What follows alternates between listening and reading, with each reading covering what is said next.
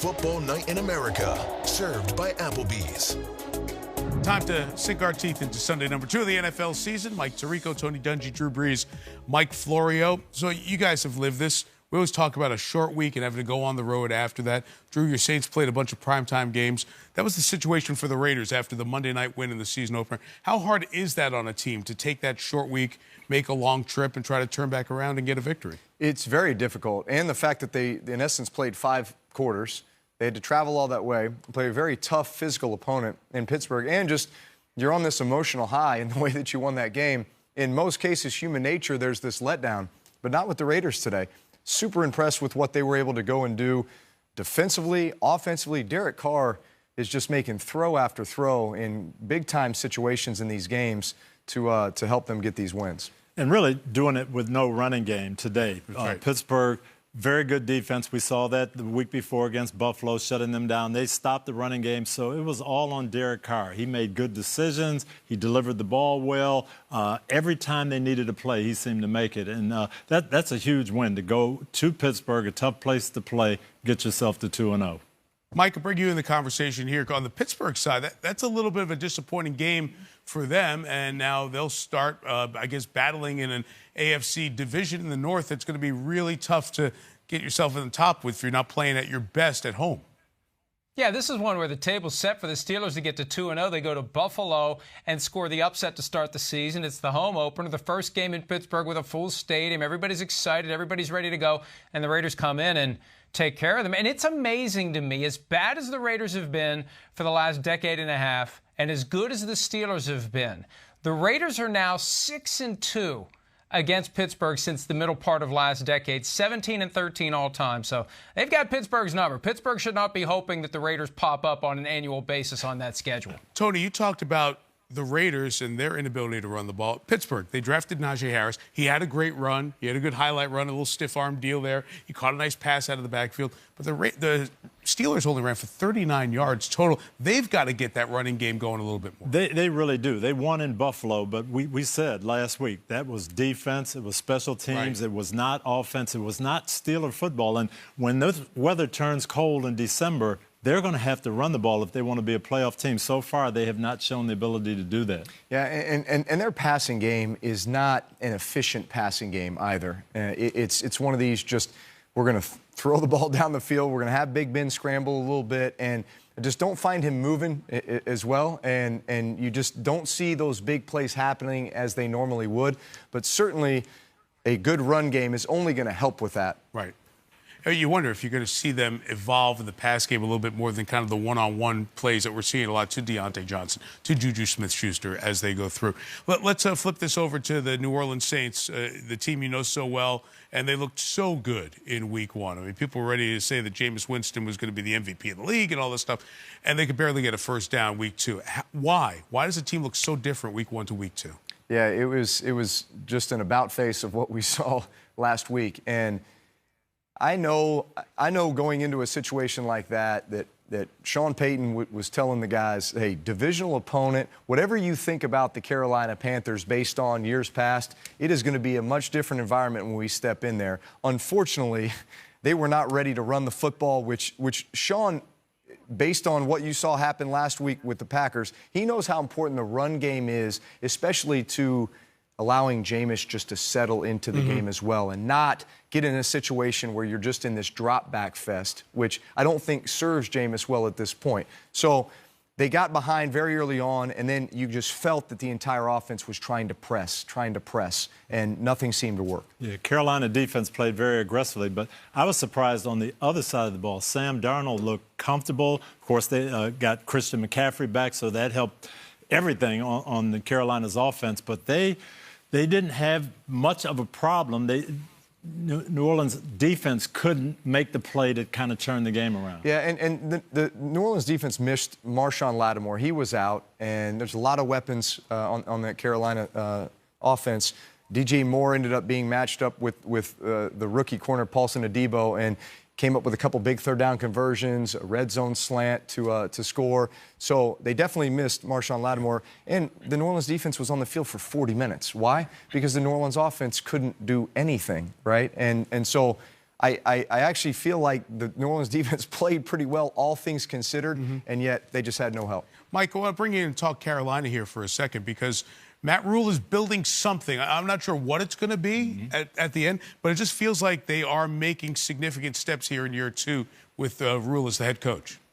Yeah, absolutely. We're also focused on whether or not Urban Meyer is going to become the next Jimmy Johnson. Maybe Matt Rule's already on that path in Carolina. They were better than I think people expected them to be last year, and here they are at 2-0. And, Drew, to your point about the Saints offense, I spoke to Hassan Reddick after the game, and that's exactly what the Carolina defense was looking to do.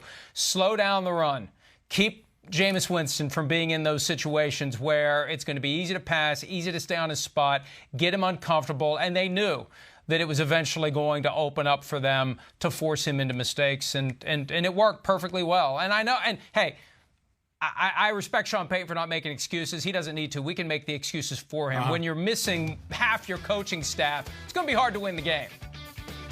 Offensive assistants, 8 of them who were not present for the game because of COVID-19. The starters there missed on the defensive side, all adding up to those numbers you saw there. One of the poorest offensive performances for the Saints in the last couple of decades. One last point here in Carolina.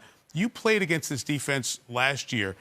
Why is it a different defense than most teams are used to seeing? Yeah, it's really more of a college defense.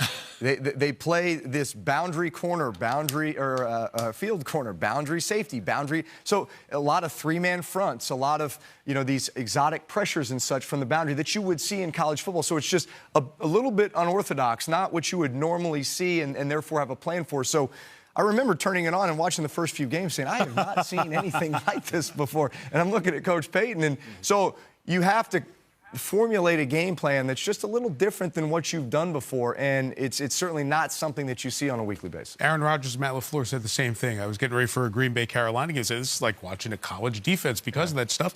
He's brought it here, and it's worked. Let's flip it over to the Cowboys. Tony, Dallas Cowboys lose to Tampa. We see them, and you walk down there saying, well, maybe the Cowboys are in position to have a good year, but they're going to the Chargers. This is a tough second game on the road.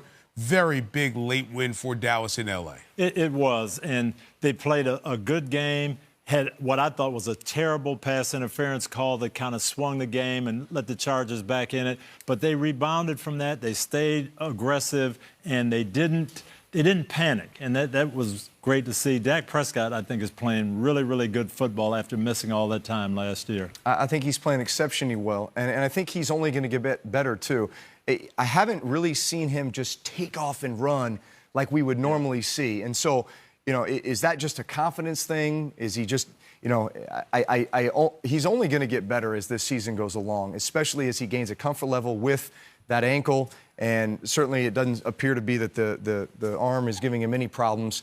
And if they can run the ball effectively, this offense is going to be the best defense that they can have because they're going to stay on the field, they're going to score points, and they're going to take pressure off that defense. Mike, go ahead, Tony. We were concerned about the Dallas running game, the first game against Tampa. They ran it so few times, but I think that was more of a function of Tampa's defense. Today we saw what they can do with Pollard and Elliott, inside, outside, power game, quickness, and that they've got such talented receivers. If you have to defend the run, those receivers can get open. I'm glad you said it in that order, Pollard and Elliott. We talk about Ezekiel Elliott all the time. Pollard has the 100-yard rushing game this week. Mike, what's your takeaway from Cowboys-Chargers?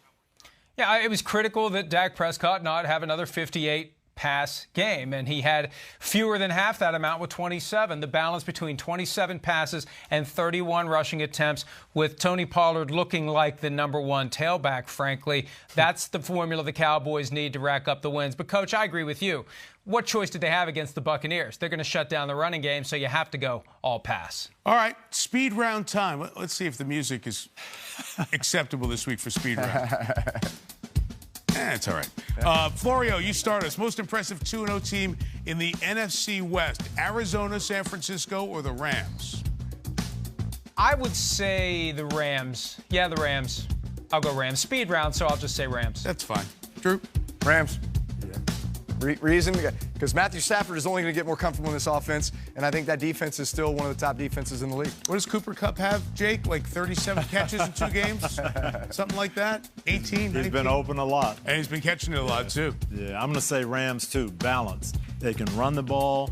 They can throw it with Stafford. They can play defense. They can rush the passer when they get ahead. I like everything about them. What'd you say, Jake? You can yell out. 16? He's been crazy. Cooper Kupp's been awesome. First thought on the I'm going to say, by the way, Arizona. Oh, okay. I like what they're doing. Okay. Playmakers everywhere, big spots. And I know the Vikings should have kicked the field goal to win the game, but I'm just going to go with Arizona. I just like to be different sometimes. Bucs-Rams next week. First thought, Bucs-Rams, Tony. Rodney Harrison always says you've got to be able to pressure Tom Brady without blitzing. The Rams can do that. I want to see this high-flying Tampa offense against that Rams defensive front. I would agree. I'm going to take the Rams. You know, the Rams got the best of them last year in Tampa. I think that the Rams have gotten better. I think the Bucs have gotten better. At the same time, the Bucs, to me, have not won convincingly these last 2 weeks. What's happened to their defense? These have been close games that both the Cowboys and Atlanta, until it got out of hand with the tipped interceptions, had a chance to go and win. Yeah, they held Kansas City to 9 points in the Super Bowl. Everybody back, we're thinking, hey, this is the greatest defense assembled. And both Dallas and today? Yeah. Today. Yeah. Atlanta. Yeah. Atlanta. Yeah. Almost 30 points. So I had thought there was no chance of Atlanta getting back in that game at halftime. We came out here, watched Atlanta and Matt Ryan go down the field a couple of times. Cordero Patterson making plays. Mike, what's your first thought on the Bucs and Rams? Yeah. It's not just pressure, but it's pressure up the middle. We've seen Tom Brady develop that very uncanny ability to avoid the pressure that's coming from the sides when the walls close in. But when it is right in his face, there's nowhere to jump or slide or hitch or whatever. You just got to get rid of the ball or you got to hit the deck. And with Aaron Donald, that's going to be the challenge. On Sunday Night Football final last week over on Peacock, Rodney Harrison was talking with Jalen Ramsey and Jack Collinsworth also. And Jalen, he was loving playing everywhere, moving around, a little bit of a different role on defense. So where's he going to be against the Bucs? Will he be on Gronk? In the red zone? I bet he will be on Gronk sometime. Yeah. Yes, he will. Maybe in the red zone, like you said. Mike Evans out in the field, and then in the red zone, it'll be interesting. Yeah. It's tough because you've got that Mike Evans matchup is a tough one as well, but you can be certain that the ball is going to Gronk in the red zone. Mike Florio's been all over these injuries with quarterbacks. You hate to see that. Like in 40 minutes, we saw 3 starters get taken out of the game because of injury. So, Mike, out of Tua and Andy Dalton, and Tyrod Taylor and Carson Wentz, which one do you think may have the biggest consequence on the next month or so of the season? Well, I think it's Andy Dalton because it opens the door for what the Bears fans have been clamoring for. Here we go. We get to see what Justin Fields can do. That's what everybody wants, and they didn't have to bench Andy Dalton in the process. And now if Fields plays well, they just go with Fields, and he never really was benched the way that the fans had been insisting on it happening. So this is Fields' opportunity, and he gets his first NFL start back in Ohio next week against the Browns if Dalton can't play. Before you guys weigh in, Tony and Drew, can you tell me about Fields and what you thought you saw from him? Because there were 7 drives, and they only had a handful of completions and 6 points. They didn't do much of those 7 drives. They didn't, but here's what you got to understand, and I was screaming. I was one of those screaming for Justin Fields. But you know, Drew, when you're taking the second-team reps, and you aren't practicing as much, it's a different situation. To me, he should be in there all the time, taking all the reps, put him in, and I would tell that defense, hey, he is going to look like this at times. He's going to make some mistakes. We've got to carry the load, but he can do some things. He's going to be exciting, and he's going to get better if he gets these first-team reps in practice. He can, but at the end of the day, I think Matt Nagy needs to call the game to set him up for success, not put him in situations where you're asking him to do too much. And, like you said earlier, Tony, tell that Bears defense, fellas, we got to step up, we got to win games, and we've got to support this young quarterback and understand that, hey, there's going to be some mistakes and just, growth process that takes place here with him. But at the same time, man, he can run around, he can make some splash plays for you, but still, bring him along slowly, allow him to play within himself. Any one of those injuries with Tua or Dalton or the other ones I mentioned? The Carson Wentz injury because of the backup situation in Indy. What are they going to do if Wentz is going to be out for an extended period of time? Do they go get Nick Foles? Does it set a chain reaction? Well, doesn't that impact with what's happened with the Dalton injury, too? Chicago may need to hang on to Nick Foles, right? They might. It might be too late. Yeah. I feel like the Texans were playing really, really well with Tyrod. I think Tyrod gave him a lot of juice, and listen, they were winning that game before he went out today. So, what happens with an unproven third-round rookie in Davis Wells, we'll see. It's already week 2. We're talking about 4 quarterbacks getting hurt. It's a reminder, you've got to invest in that backup quarterback. It's one of the most important things, and sometimes teams don't do it well enough. That's it for week 2, or at least our thoughts on week 2. The week continues for everybody else's thoughts, but we'll see you next week.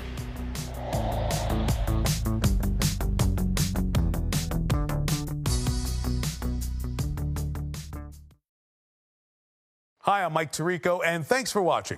Make sure to hit subscribe for the latest news and highlights from NBC Sports.